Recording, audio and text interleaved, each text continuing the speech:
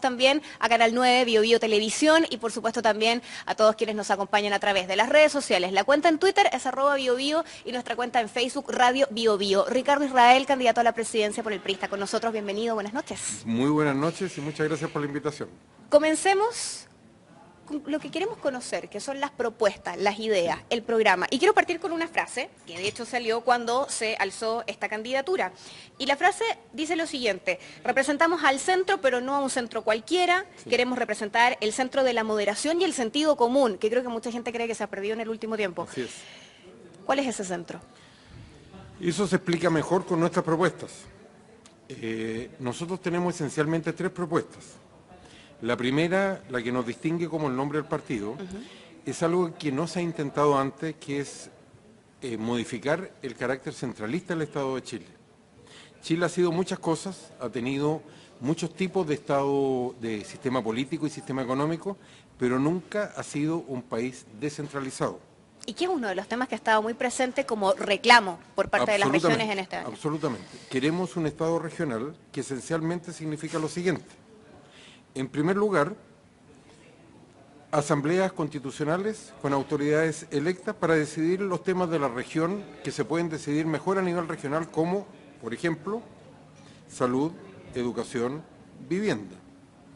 Queremos también que las municipalidades, los gobiernos locales, se transformen de meras administraciones que son hoy en verdaderos gobiernos locales. Regionalizar y redistribuir los tributos. En cuarto lugar, plebiscitos, como existen en muchas partes del mundo, frecuentes a nivel regional y a nivel local. Que permitan tomar decisiones y también ir revisando el estado de aquellas decisiones. Absolutamente. Revisar el número de regiones y municipios. No hay ninguna razón por la cual deban ser 15 y no más o menos, o 345 municipalidades o más o menos. Pueden ser más o menos dependiendo de una sola cosa, que sean instituciones geográficas y económicamente equivalentes, para impedir que una predomine sobre la otra. Este cambio es muy profundo. Por cierto, el Estado centralizado le prestó muchos servicios a Chile, sobre todo en el siglo XIX, pero hoy día es una antigualla, es un anacronismo histórico desde todo punto de vista. Además vemos otras cosas positivas en regionalizar a Chile, en temas como el medio ambiente y la energía, por ejemplo. Creemos que los temas de salud y educación se resuelven mejor. Evidentemente la municipalización no ha funcionado bien y algunos tienen una solución que es aún peor, que es recentralizar todo. Volver a las épocas que en Santiago, desde el Ministerio de Educación se decidía qué profesor se nombraba en Chiloé, o había una sociedad de constructores de establecimientos educacionales que los construía para todo el país. Creo que el tema de nuestras deudas con las etnias se resuelve mejor de esa forma. ¿Por qué? Porque no va a haber alguien de la etnia de muestra en el Parlamento, sino que cuando su número es realmente importante, como en la 9ª región, va a haber toda su fuerza cultural y su número físico, y además permite ver la diversidad de Chile. Real, pero también la diversidad de las etnias. Culturalmente los mapuches son distintos a los Rapanui o los Rapanui a la gente del norte. Y tiene otra externalidad positiva que es rejuvenecer a nuestra democracia. ¿Por qué? Porque la democracia está pasando por problemas tan serios a nivel de parlamento y partidos políticos que esto no cambia con el ingreso de 2 caras nuevas. Siempre en la historia de Chile, cuando hay grandes movimientos estudiantiles, los más conocidos, que se hacen conocidos nacional e internacionalmente, ingresan al Parlamento. Pero como lo estamos viendo ahora con la gente que está ingresando, tienen que abjurar de lo que dijeron en el pasado y son las mismas reglas del juego. Pero en la forma como nosotros estamos pensando, gobiernos locales empoderados, con recursos, con atribuciones, también con responsabilidades, significa el ingreso de cientos de nuevas personas a esto. Y Chile hoy día tiene los recursos, la distribución intelectual como para acometer esta tarea, y el ejemplo perfecto es la 8ª región. La 8ª región tiene la tradición, tiene los recursos económicos y tiene los recursos humanos y la capacidad intelectual y económica como para autogobernarse mejor que desde Santiago. Chile no deja de ser un país unitario. Por eso es tan importante... Que es una de las grandes críticas que se hace cuando surgen voces que proponen algo así. Sí, Chile no es federal porque nunca lo ha sido, sigue siendo un Estado unitario. Lo que pasa es que esto se reforma, se moderniza totalmente y es un cambio de una profundidad como nunca hemos tenido antes. Mira, por ejemplo, sin ir más lejos, en sucesión Chile, solo define la década del 30, fue uno de los 3 países del mundo que tuvo Frente Popular. 2 terminaron en tragedia. Francia ocupado por Alemania, España en una guerra civil, Chile lo tuvo y sus 2 de los 3 presidentes radicales terminaron muertos en la moneda. Para ser sucedido por un general populista que había sido dictador, lo eligieron para ser un Chávez y gobernó impecablemente desde el punto de vista democrático. Lo reemplaza un empresario de derecha, pero que buena parte del siglo XX es la enemistad de 2 clanes, los Alessandri versus los Ibáñez. Viene la Revolución en Libertad de Eduardo Frei, los 1000 días de Salvador Allende, la dictadura militar, y lo extraño es la continuidad de la concertación durante 20 años. Y hay muchos cambios desde el punto de vista económico, desde un Estado absolutamente productor a un Estado liberal, pero en todo este periodo, al igual que en todo el periodo anterior, Chile no cambió nada en su centralismo y centralización. Esa es nuestra primera gran propuesta que nos diferencia. Pero como un cambio a esta profundidad no se puede hacer de la noche a la mañana, porque obtenemos un Transantiago. Claro. Significa un proceso donde al final los gobiernos locales y regionales debieran tener más recursos que el gobierno central, descontando lo que sigue siendo nacional, como por ejemplo las Fuerzas Armadas. Y un denominador común de todos los países desarrollados que tienen gobiernos locales muy fuertes. Yo no hablo de los países federales, hablo de Alemania, de los países nórdicos. Incluso China, un país comunista, le entregó una mayor autonomía a los lugares que más se han desarrollado, como algunas provincias o la ciudad de Shanghái. Ricardo, ¿y de qué manera se explica que haya tal vez un poco la mezcla de una tremenda exigencia o un clamor en el fondo por parte de las regiones, de pedir justamente que les den un poco más de libertad y que, a propósito de la frase que leí al principio, tiene total sentido común, ¿no? Si uno piensa que quién mejor que las personas del mismo Chiloé van a saber de qué manera hay que construir sus escuelas porque conocen sus necesidades, por poner un ejemplo. Pero al mismo tiempo ha pasado tanto, como usted mismo nos narra recién, y las cosas no han cambiado. ¿Por qué se genera esta tremenda resistencia? Al mismo tiempo que existe la necesidad de que ocurra. Hay una frase que no ha cambiado de Portales, que decía que en Chile el orden se mantenía por el peso de la noche. Hay toda una tradición centralista que nos lleva desde todo punto de vista y nos conduce hacia allá. Pero lo fundamental para nosotros es una propuesta de sumar gente a un cambio que tiene que ser gradual, pero que va en la dirección correcta, porque hoy día en las regiones se están dando las condiciones. ¿Y a quiénes hay que convencer en el fondo para hacer eso? Hay que cambiar la alteración de poder. Las elecciones en Chile no solo sirven para elegir presidente, sirven para dejar los temas que van a marcar los años siguientes. Pasó con las transformaciones estructurales cuando fue electo Salvador Allende, todavía sobrevive, por ejemplo, la nacionalización del cobre, pasó con la transición a la democracia y los derechos humanos, pasó con los deseos de cambio no satisfechos cuando fue electa Michelle Bachelet, claro, el 2005, que la expectativa era muy semejante entre sus simpatizantes a las que hay hoy. Y por lo tanto nosotros pasamos al segundo punto. Nosotros no estamos por una asamblea constituyente, porque eso no es constitucional. Y al no ser constitucional nos vamos a pasar varios años discutiendo en los distintos lugares donde esto se debe discutir. Tribunal Constitucional, el Contralor, que seguramente va a declarar ilegal el decreto, y claro, proponemos un pacto por Chile, que esté centrado en la regionalización, en la educación, en la salud, en la igualdad y en la jubilación. ¿Por qué eso?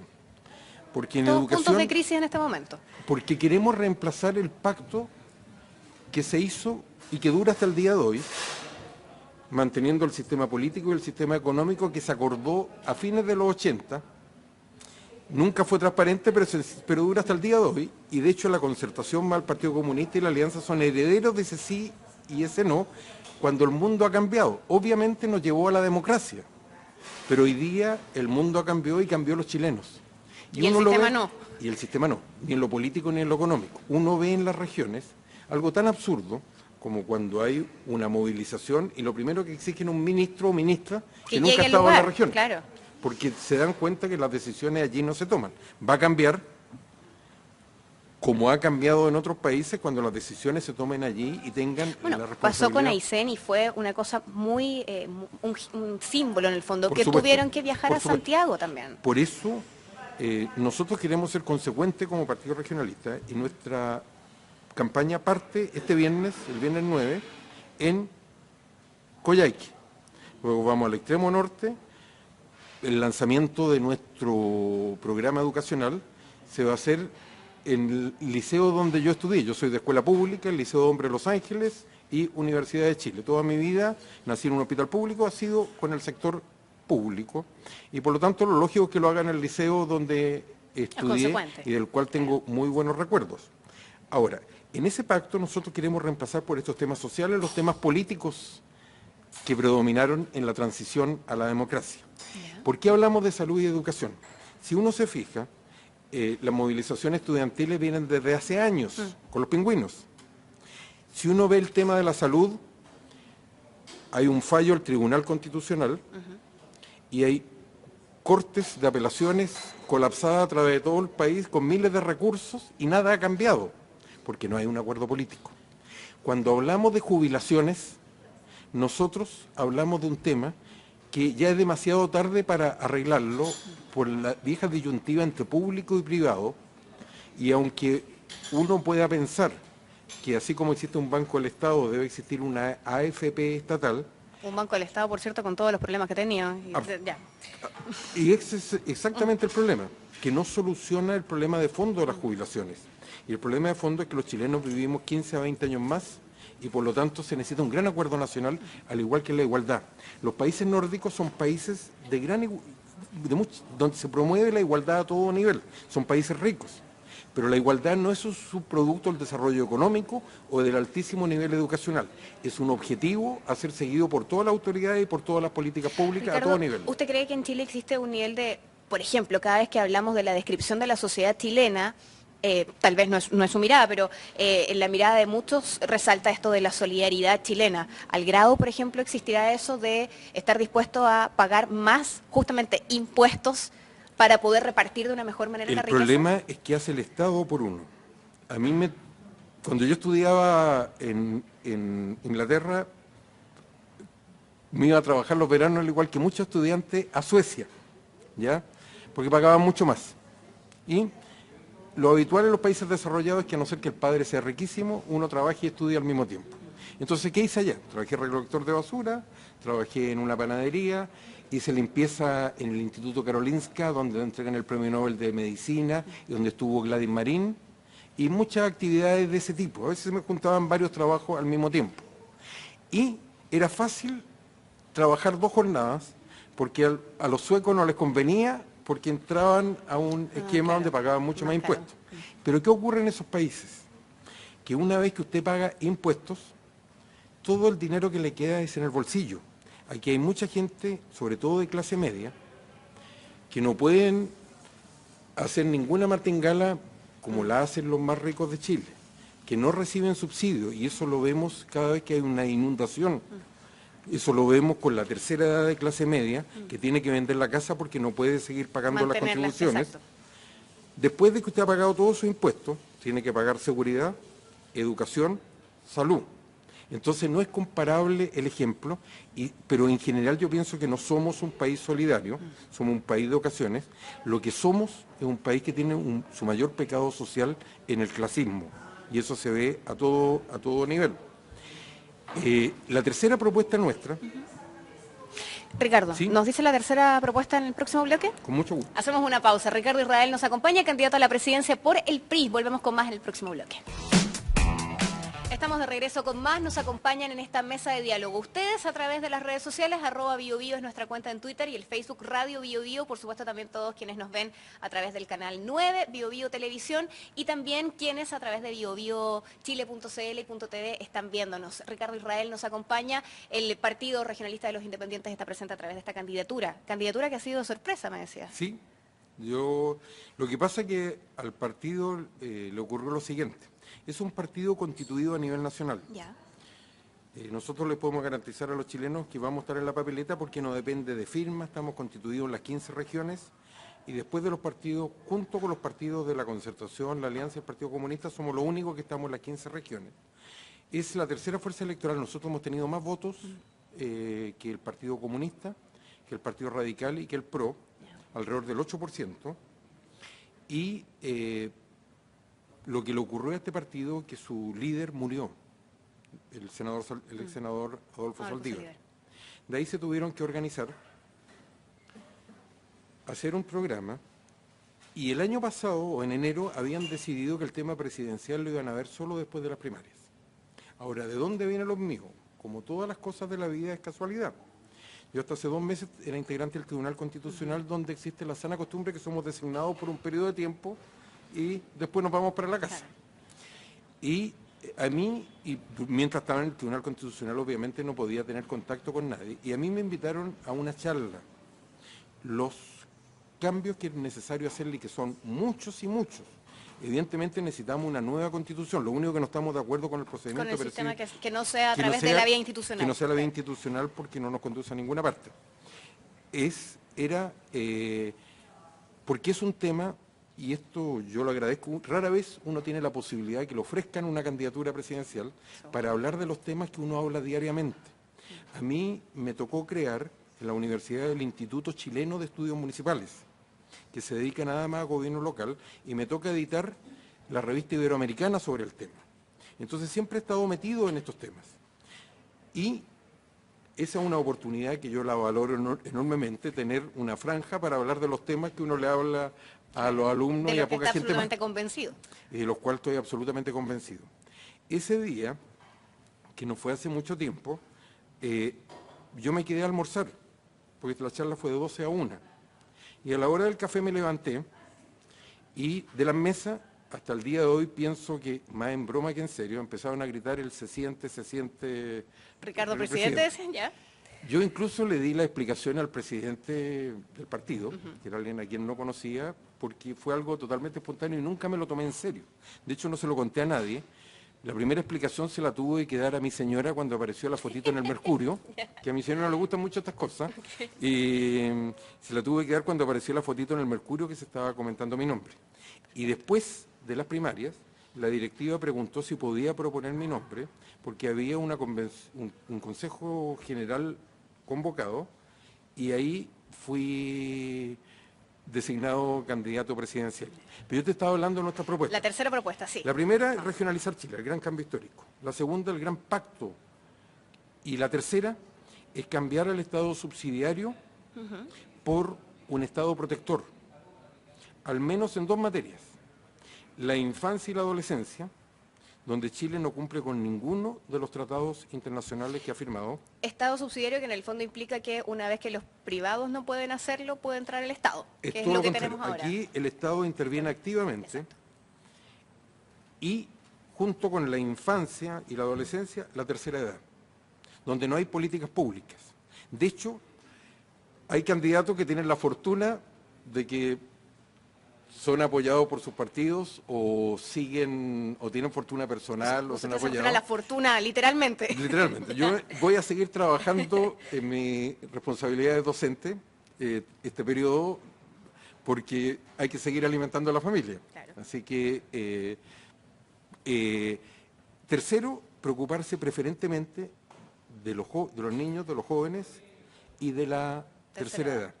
¿Por qué? Porque en Chile hay un cambio que lo sabemos desde 1992, demográfico, donde se ha legislado mal, porque en estos años todavía no tenemos un gran hospital geriátrico, todavía está peleando Providencia con el Ministerio de Educación, y lo peor, que se han construido en estos periodos hospitales sin pabellones geriátricos o con pabellones pequeños. Además, los centros de salud familiar o los centros asistenciales tampoco tienen geriatras. No tienen. ¿Por qué? Porque un Estado subsidiario deja que la familia se preocupe de este problema, o la caridad. Claro. Y hoy día las familias son mucho más pequeñas, viven en lugares donde no pueden acomodar, viven en lugares mucho más pequeños. Y en segundo lugar, está el tema de que la caridad, el año pasado ya el Hogar de Cristo y la Fundación La Rosa dijeron que no podían copar con la magnitud del problema, porque son una condición, y uno ve que no están las políticas públicas que sí tienen países como Estados Unidos y Europa, que han sufrido. Qué bueno el que mismo existen proceso. esos lugares, pero debiera ser una primera responsabilidad del Estado. Y eso nos lleva no solo a intentar, debe ser la principal responsabilidad, porque hay 2 temas que hay que tener presentes. Uno, que esto no se soluciona ni con inmigración en una generación. Y segundo, que nosotros necesitamos ponernos de acuerdo porque empezó algo que ha ocurrido muchas veces en la historia de Chile. Hemos tenido años muy buenos gracias a los chinos y al precio del cobre. Hemos pasado sin mayores zozobra la crisis norteamericana y la crisis europea, pero lo de los chinos nos afecta. Chile exporta muchas cosas. No nos damos cuenta, pero nuestro país es el cuarto usuario mundial del Canal de Panamá. No nos damos cuenta de eso, pero seguimos viviendo, al igual que toda nuestra vida, del cobre. Claro.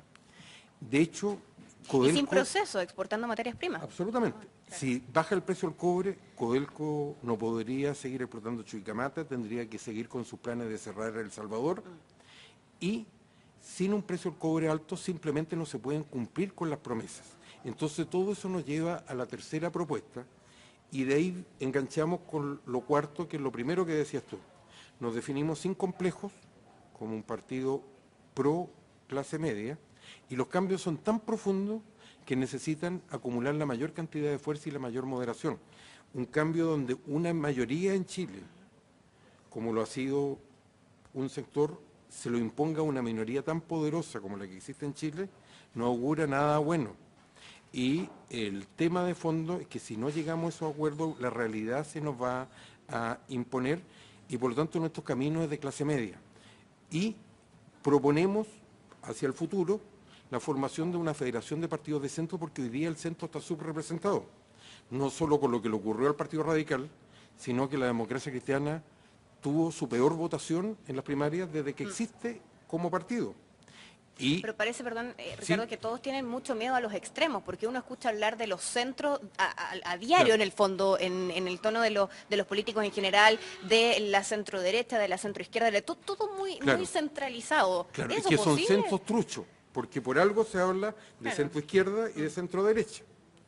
El centro no está representado hoy día. Claro.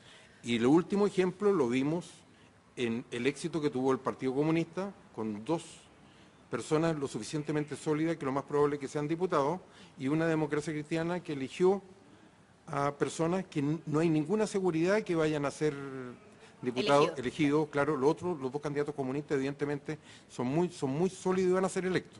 Entonces, lo que queremos es ser sin complejo un partido de centro e invitar a otros, porque entendemos que después de esta elección, gane quien gane, los problemas de la alianza, el antiguo sí, son tales, y con un RN que le han pegado en la cabeza, en las piernas, en el cuerpo, en el suelo, por todas partes, y por el otro lado, si no estuviera doña Michelle Bachelet, los mismos problemas se plantearían en la coalición, y no es raro que eso sea, si lo extraño es que hayan sobrevivido tanto tiempo cuando la historia de la derecha, o incluso la alianza entre el Partido Comunista y el Partido Radical, perdón, entre el Partido Comunista y Socialista, han estado más años separados que años juntos. Y ha sido siempre tan tormentosa como lo fue la de la UDI, y aún más, fue aún más tormentosa bajo la Unidad Popular, socialistas con comunistas, de lo que ha sido la UDI y RN en este gobierno. Entonces, queremos que la gente que vote esté informada. Estas son nuestras propuestas. Son propuestas con las cuales se puede o no estar de acuerdo, pero son propuestas que nos interpretan y nos representan y que son distintas a otras coaliciones políticas. Conversamos con Ricardo Israel, candidato a la presidencia por el PRI. Regresamos con más en el próximo bloque. Hemos conocido las propuestas, queremos conocer un poco más al candidato. No se vayan. Estamos de vuelta con más. Este es el tercer y último bloque, eso sí, de Mesa de Diálogo. Seguimos desde la Confitería Torres. Ricardo Israel, candidato a la presidencia por el Partido Regionalista de los Independientes, nos acompaña. Y decíamos, hemos conocido las propuestas, queremos conocer un poco más al candidato. Un candidato que es profesor, sí, que está haciendo clases, que es docente. ¿Cuál es su mirada de la educación hoy día? Considerando que es un tremendo tema sumamente amplio, pero tratando de acotarlo para poder abordar varias cosas. Para acotarlo, yo creo que se necesita, como hijo de la educación pública, un gran esfuerzo para elevar los niveles de la educación pública. Cuando yo estudié había mucho menos estudiantes, pero yo estoy tan agradecido del liceo de cosas como la siguiente. Yo a los 16 años fui una beca de intercambio a vivir con una familia norteamericana y yo llegué hablando con el inglés que me había enseñado Leonidas Zurita en el Liceo de Hombres de Los Ángeles. No tenía otra forma de aprenderlo y fue una muy buena educación la que yo recibí de esos viejos profesores radicales que siempre ganaron poco, pero eran figuras intelectuales de la comunidad. Había un respeto hacia ellos que se ha perdido. Entonces lo fundamental es que exista una educación pública de calidad. Los impuestos en los países nórdicos llevan a que casi no exista educación privada, porque la educación pública es de gran calidad. Segundo, existe una educación sin fines de lucro que está fundamentalmente en manos de entidades religiosas, tanto la Iglesia Católica como los evangélicos y muchos otros. Ahora, también existe una educación privada. Hay colegios que son más caros que las universidades y, por cierto, si hay gente que quiere estudiar allí, lo que no puede ocurrir es que el Estado le entregue plata. Claro. Entonces, deben existir los tres, los privados para los que los puedan pagar, la educación privada sin fines de lucro, porque eso no es solo un problema constitucional, sino también un problema internacional de derechos humanos, el derecho de los padres a educar a sus hijos como ellos quieren. Y tercero, el gran esfuerzo que tenemos que hacer es una muy buena educación pública, porque lo que ha ocurrido en los últimos años es que cada vez hay menos alumnos en la educación municipal.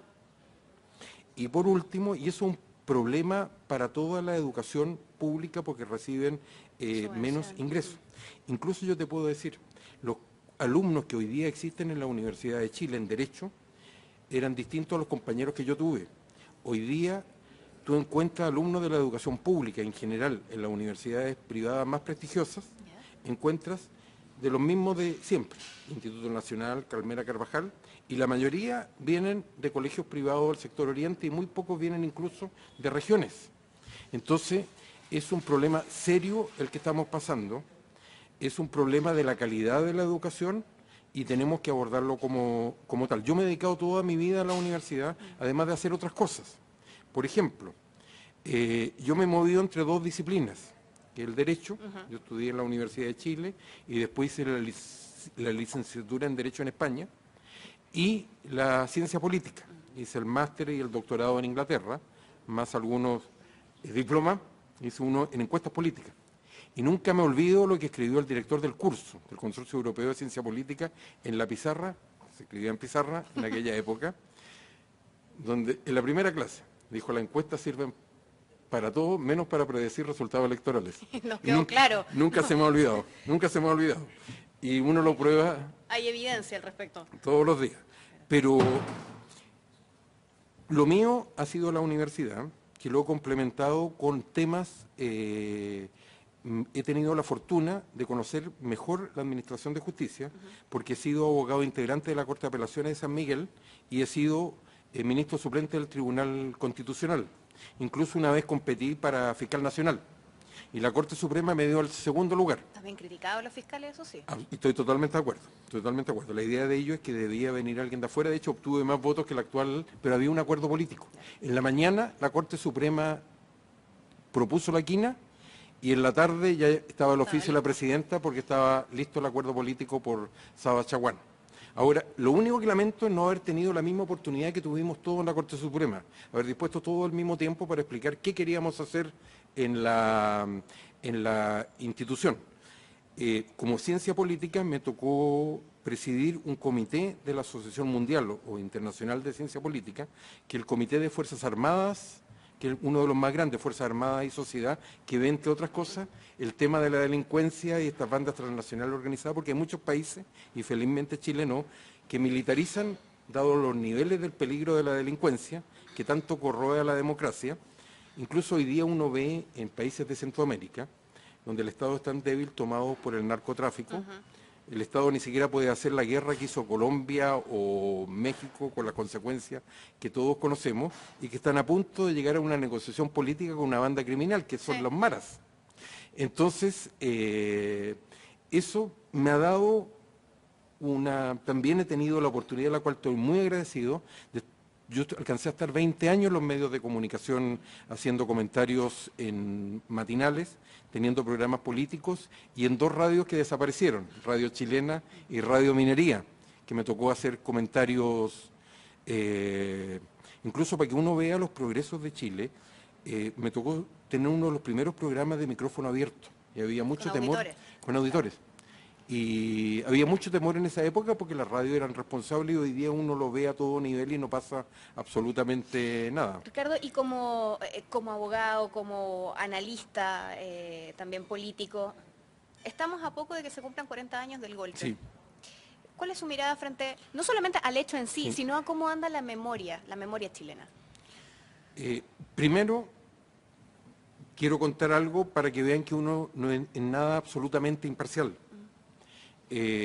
Mi familia se tuvo que exiliar del país. Mis padres nunca regresaron y un hermano salió tan pequeño que en Estados Unidos ejerce la profesión de abogado y no tiene cómo regresar.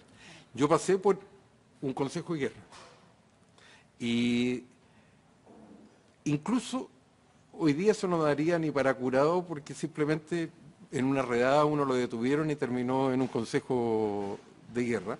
Pero uno recuerda la parte positiva, que uno fue a parar a la cárcel y no al Estadio Nacional. Y de hecho, también violaciones de los derechos, aunque muy distintas, se pueden dar en el sistema democrático. A mí de la Universidad de Chile, que es mi alma mater, me echaron aplicando la ley Federici después de haber competido por la rectoría de la universidad a los pocos meses. Y el caso llegó ante la ante la Comisión Interamericana de Derechos Humanos. Primera vez que aceptaban un caso académico, como también primera vez que me tocó los mismos años en que estuvo la Karen Atala. Y fuimos a varias audiencias orales en que primera vez que aceptaban un caso académico que obviamente puede pasar por un despido común y corriente, y ella que ganó su caso porque el Estado de Chile, uno no lo hace contra una institución, lo hace contra el Estado de Chile.